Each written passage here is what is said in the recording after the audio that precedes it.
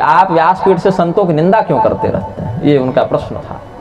पहली बात यह है कि मैं जो कर रहा हूं वो कृत्य निंदा है, ये सिद्ध हो।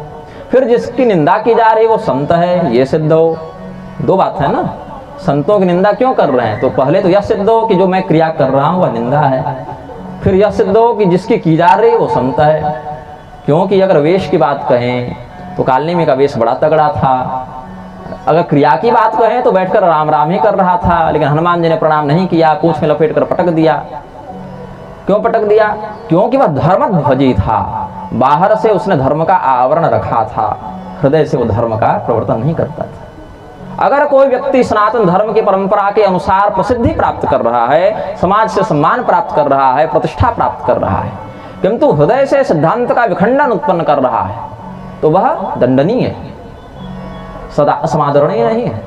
न पूर्वाचार्यों ने ऐसे व्यक्ति का सम्मान किया है।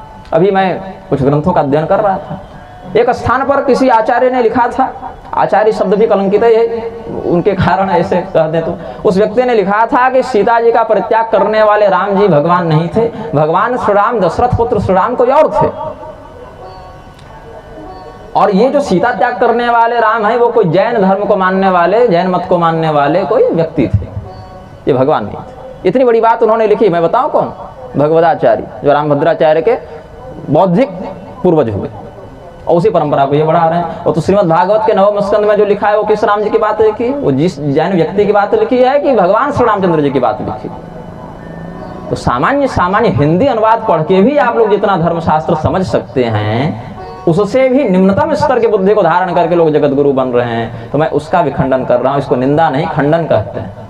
जैसे पेट में तो डॉक्टर भी चाकू मार रहा है और डाकू भी मार रहा है, लेकिन डाकू अगर मारे, डकैत मारे तो हत्या कहते हैं, डॉक्टर मारे तो चिकित्सा कहते हैं।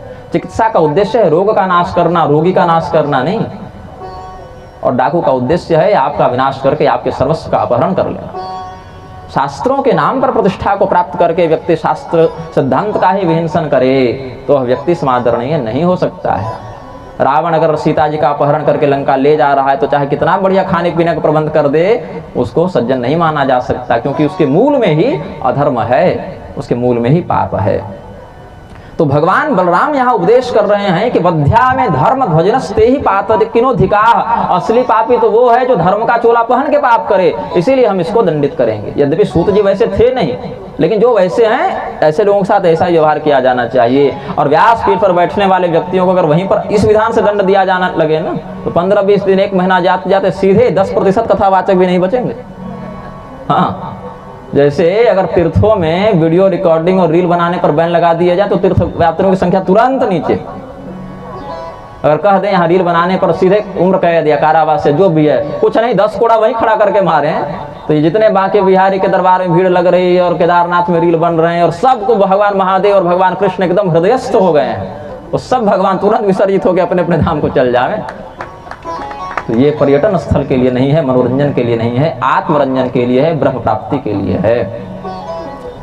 जो व्यक्ति संत है उससे अपेक्षा की जाती है। संत शब्द की परिभाषा आप कैसे जाने कि संत नाम इस प्रकार का कोई शब्द है, स आधा न तो ये कोई शब्द है, कैसे जाने? शास्त्रों ने बताया कि संत कौन है, कैसे, तो लक्षण भी तो बताया।